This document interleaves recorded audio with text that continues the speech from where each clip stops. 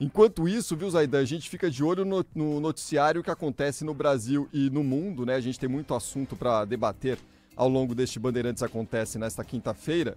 De olho, neste momento, lá em Brasília, porque hoje está depondo na CPMI do INSS o Antônio Carlos Camilo Nunes, ele que ficou mais conhecido. Talvez se a gente sair na Praça da Sé e perguntar pro pessoal quem é Antônio Carlos Camilo Antunes, talvez ninguém saiba, mas alguns poucos vão saber quem é o careca do INSS. Ele não gosta muito do apelido não, mas ficou conhecido assim, está depondo hoje a CPMI lá no Congresso Nacional. Rafael Procópio está conosco, atualizando as informações para a gente direto da capital federal. Rafael, boa tarde para você.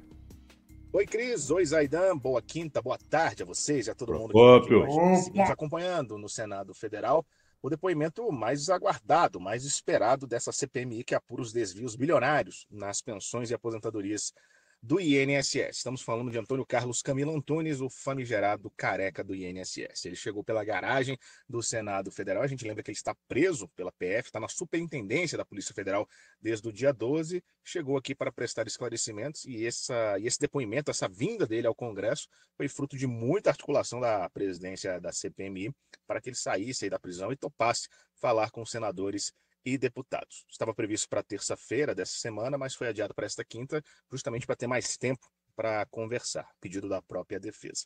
Começamos com, claro, um preâmbulo do próprio investigado, do próprio depoente, que disse, entre várias outras coisas, que nunca teve qualquer envolvimento com nenhum tipo de governo. Nenhum governo, a gente lembra que as investigações da Polícia Federal apontam que os escândalos começaram em 2019, ainda no governo de Jair Bolsonaro, e se estenderam até esse governo, o terceiro governo de Luiz Inácio Lula da Silva.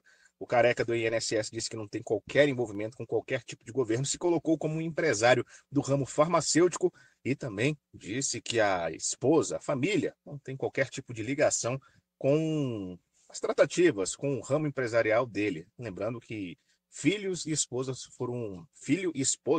foram convocados para prestar esclarecimentos também nessa CPMI. Logo depois vieram as perguntas do relator Alfredo Gaspar, do União Brasil do Estado de Alagoas, e ele foi bastante incisivo nas perguntas. Perguntou sobre o envolvimento dele com organizações criminosas, perguntou sobre o envolvimento dele com o senador Everton, do PDT do Maranhão, fez várias acusações, várias insinuações.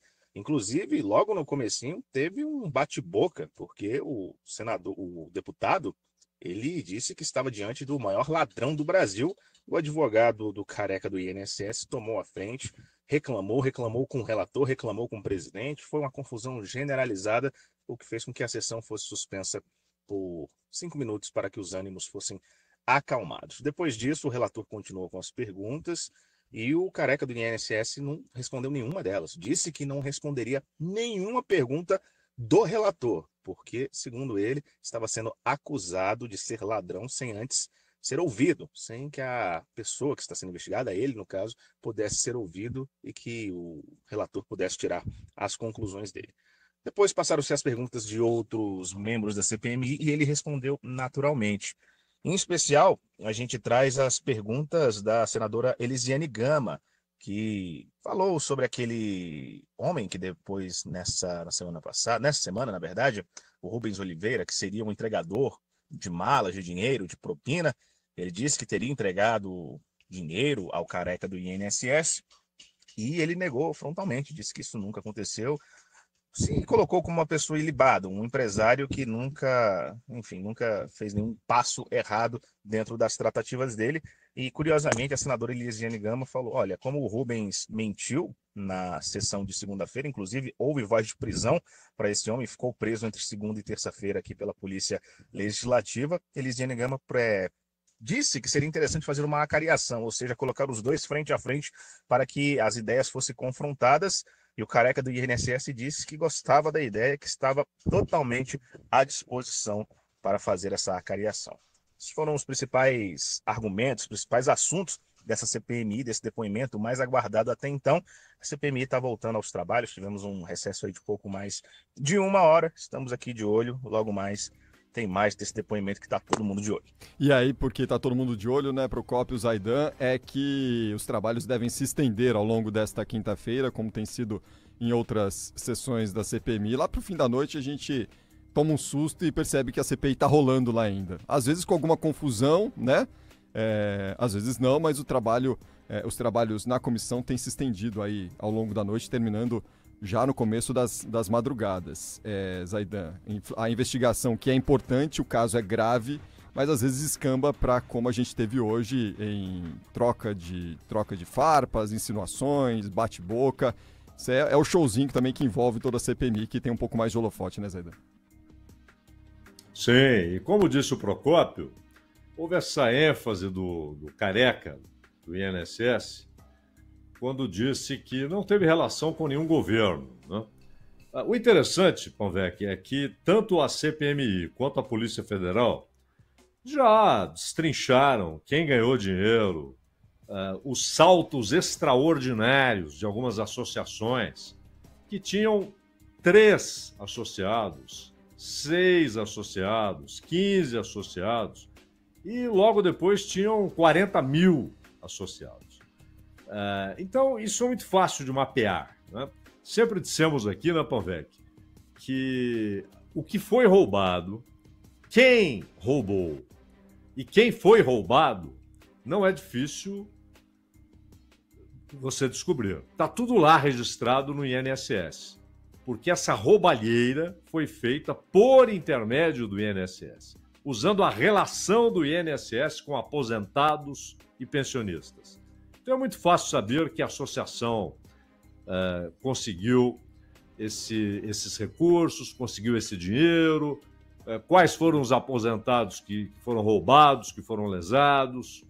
Tudo isso é fácil de descobrir. Aí, claro, aí isso é preciso discernir exatamente quais os casos, que são, obviamente, minoritários, em que houve autorização para desconto.